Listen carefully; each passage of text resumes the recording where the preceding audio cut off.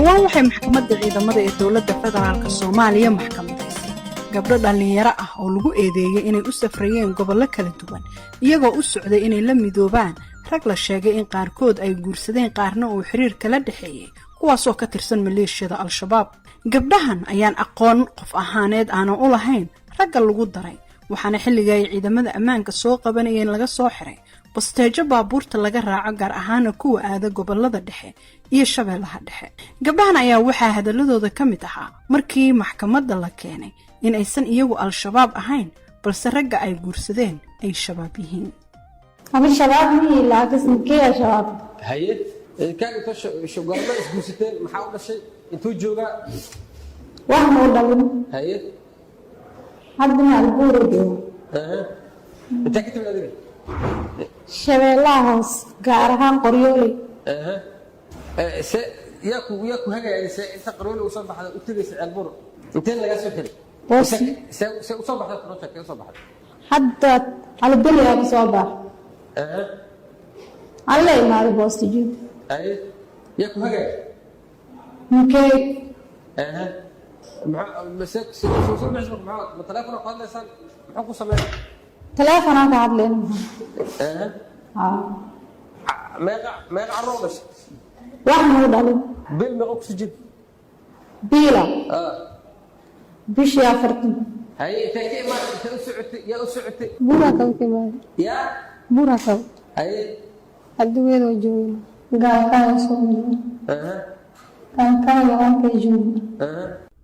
gabdhahan oo qaarkood ka yimid deegaano ka baxsan magaalada Muqdisho waxaa ka muuqday duruufo adag. Haddaba gudoomiyaha maxkamadda militariga gaashaanle sare Xasan Cali Nuur Shuute ayaan weydiiyay duruufaha keenaya in boqolaal kiiloomitir gabdho looga soo doono loona safriyo Al-Shabaab. dhankan Hirshabeelle iyo Galmudug kooxaha ku jiro argagixisada ah xaasaskoodii u badan yihiin markii laga reebo 7 bilood la soo dhaafay 9 qofood kaliya shabeellada hoose dad aaday oo ka yimid Muqdisho ka baxay oo ka soo laabtay Muqdisho ku soo laabtay ama ka gudbayo dhinaca kale shabeellada dhexe u gudbayo Muqdisho dhexdeeda gudbayo ilaa 9 qofood kaliya la qabto dumar ah. inta kale waxa laga qabanayay waxay aadayeen dhankan Galmudug ay aadayeen waxay dhex marayeen xamar markaas waxa laga qabanayay shabeellada dhexe xuduudooda markay ka gudbayaan ciidamada meesha jooga u istaago dhankan Cadale iyo dhankan kale hoose oo markii la aaday Ceeldheer la aaday ayaa loo istaagay laga xiraayay gabdhaha intooda badan bacdama ay u socdaan kuwa hoodka ku jiro oo Galmudug ku jiro mudug iyo galgaduud meesha u dhaxayso ku jiro markii arinta waxay ka soo jeedaa sideeda markeeda horeba ragga waxa hore isku soo dhiibay ilaa 27 qofood oo sababaha isku soo dhiibeen markii la weydiinayo waxa kamid ahay inay muddo dheer aysan xaasaskoodii la kulmin duruufahaas waxay sheegeen dadkaasi in ilaa 100 qofood oo kamid ah argagixisada oo maleeshiyadka ah oo hubaysan in ay dagaalka diideen sabab la xiriirta in xaasaskoodii aan loo keenin ayna arkin muddo 3 sano ka badan saas darteed marka waxa go'aamiyeen oo dhahay nimanka horjoogayaasha u ahaa meesha joogay in bil walbo loo keeno 50 gabdhood oo xaasaskooda ah oo ama ay markaas guursanayaan ama ay qabeen hore u qabeen qaarkood mashruucaas markii waxa qaatay nimanka horjoogayaasha ah saasa lagu keenaa maxaa la yiraahdaa gabdhaha ay ku imaadaan markii la bilaabay hay'adaha amnigu ay bilaabeen inay qabtaan markii waxaa yaraaday tiradii la dhimay ilaa 30 markasta lagu talagalay inay gudbiyaan ay hal bil soo joogaan meeshaas. Gabdhahan da'da yar ayaa intooda badan sheegay in dad la ehel ah sida abti ama adeer ay u guuriyeen ragga ay guursadeen. Sidoo kalena waxaa jira rag Al-Shabaab u geeya gabdhahan oo ka soo wada deegaanadooda. Haddaba xaalad sidee ah ayay gabdhahani ku guursadaan maleeshiyaadka Al-Shabaab ee aysan aqoonin horeyna ula kulmeen. Waxaan su'aashaasi weydiiyay Duniya Maxamed Cali oo madax u ah ururka shaqeeya gargaarka iyo horumarinta dumarka. dhibaatooyinka horta ugu horeeya oo qasbay waxa waaye meelaha ay nimankaas maamulaan oo shabaabka ay maamulaan waxa waaye ma ayaga awood sare leh marka ninkan meeshaas joogo ama reerihiisa ay joogaan gabadhan reerahan haddii uu isha u geliyo ama uu jeclaysto waxa uu leeyahay gabadhan aan rabaa waxaan u rabaa wiilkii oo hebel ah wiilkii hebel ah gabadhii lagalama tashanayo reerkiina way ku qasban yihiin sababta reerkii meesha way deegaan way degan yihiin ma qixi karaan oo meesha kama qixi karaan awoodna uma laha waxay kala kulmayaan xadgudubyo jirdil haddii ay gabadhii bixin waayaan gabadhiina ma baxsanayso gabadhiina haddii ay soo qaxiyaan oo IDPskii meelihii keenaanna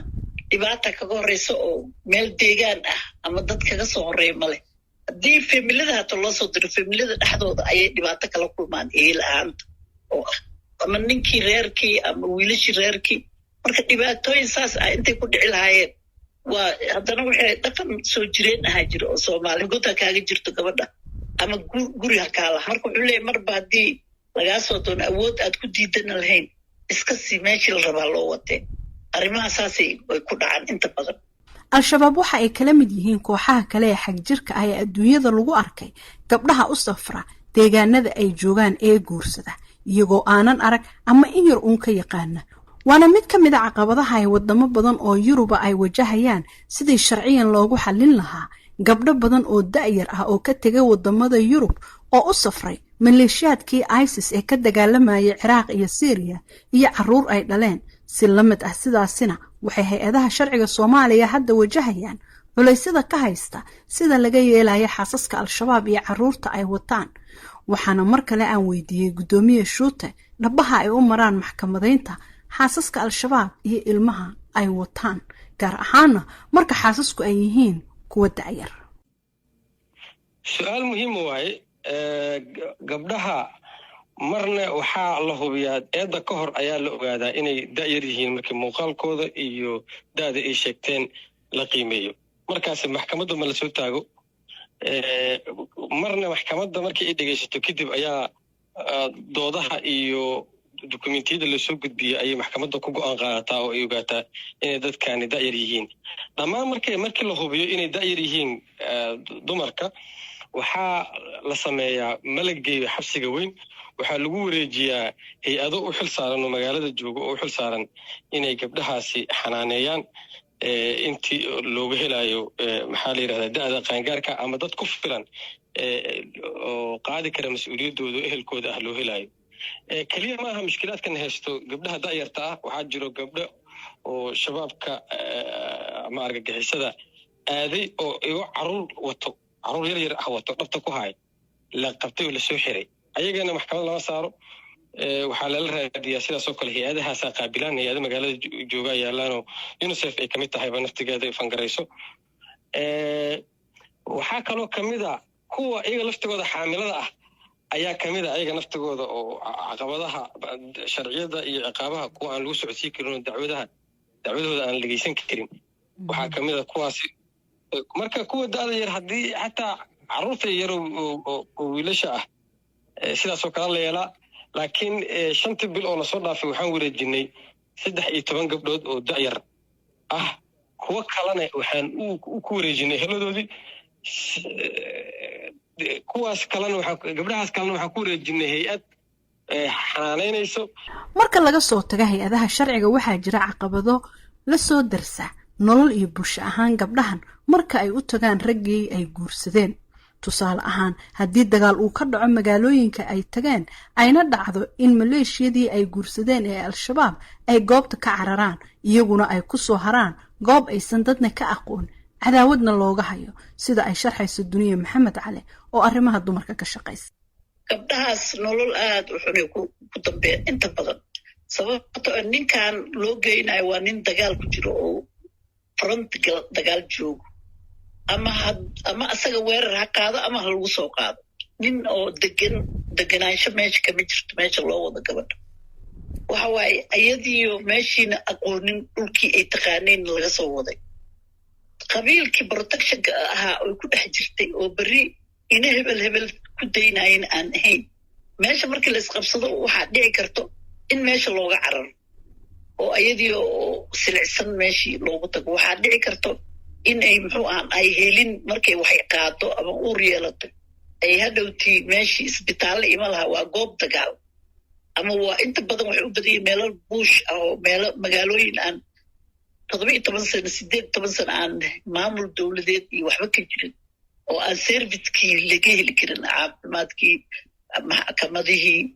sildhig ay u dacwoonayso ciddii ay kasoo qaad gabar laga waday baydhabo baadiyaheeda awdiil meelahay sheegayeen maalin dhaweeto maxkamadaha gabadhii gabdhihii lasoo taago gabadha awdiil ka imaatay ee ceeldheer la geeyey ama la geeyey meelahaas galmudug ka mid ah ama la geeyey meelahan bu-aali iyo dhinacaas la geeyey maxay ka taqaanaa waay meelay hata usoo cararta ma laha marka meesha looga cararo marka waxay ku dambaynayso waa la garan karaa dhibaatada ayay hadday umusho wax u kaalmaynayo malaha waxay ku cararaysa malaha qaarkood hata luqadooda waad arkaysa in laga turjumaanayo luqadii maymaygii ay ku hadlayaan meelaha loo wado iyo nimanka loo wadana maba ku hadlaa qaarkood waxaa la siiyaa ajaanib oy afkiiba haatoo ka siin niman ajaanib ahaa la siiya inta badan gabdhaha loo geeya al-shabaab ayaa u badan kuwo aad u da'yar haddaba maxay shabaabku ku doortaan gabdhahan da'da yar waxaa sharxaya guddoomiyaha maxkamadda militariga Shuute aslanba nimanka argagixisadaha gudaha hoodkaas waxay u galeenba waxyaabaha laga geedo waxaa ka mid ah in ay heli doonaan gabdho fara badan oo xurul cayna iyo duruufaha waxaasaa loogu sheekeeyey marka hore marka adduunyadana gabdho yaraa ku orusay aakhirana gabdho yaraa helaydasaaba marka hore lagu geliyey meesha hoodku waxay ugu jiraanba waxaaba ka mid aba dumarka kow ka ah saddexna ka ah markasta ka ah marka bacdama aysan tii aakhire aysan war u haynin meelay u socdaan waxaa markasta marka loo soo waaridaa gabdhaha yaryar oo qaangaaro waxyaabaha la ogaado waxaa ka mid a in nimanka odayaasha ah ay markii loo geynayo kuwa horjoogayaasha ah markii gabdhaha loo geynayo bishaan tan loo geeyey maaha bisha kale midii horey u guursadeen maaha mid kale in ay gudbiso oo tii hore maaha mid kale uu furay macnaha markii ay hal bil la soo joogto mid kaloo cusub oo yar oo da'yar ayaa loo geeyaa warbixin ay horraantii sanadkan soo saartay hay-adda UNICEF ayay ku sheegtay in 3.5 milyan oo dumar iyo gabdho ah ay u baahan yihiin kaalmo bini'aadanimo oo degdega dalka Soomaaliya inkastoo xaaladda amniga ee Soomaaliya aysan marar badan saamaxaynin in la caawiyo xaasaska ama dumarka da'da yar ee al-shabaab ka yimaada haddana waxaan weydiiyey duniyo sida ay u caawiyaan gabdhaha marka ay yimaadaan meelo laga caawin karo annaga ururadeenna inta badan waxaa caawin karnaa marka intay soo qaxaan meelahaasayto oo kuu sheega anaga accessba uma lihin oo ma tagi karno laakiin markii ay qaxaan ay soo qaxaan oo meeshii inta la qabsadaa ma ay soo qaxaan oo hadda meelihii la xoreeyo oo kale example oo kaleeto waxaa la dejiyey galmudug oo kaleeto waa ku soo qaxeen iiraan meelo ka mida waa ku soo qaxeen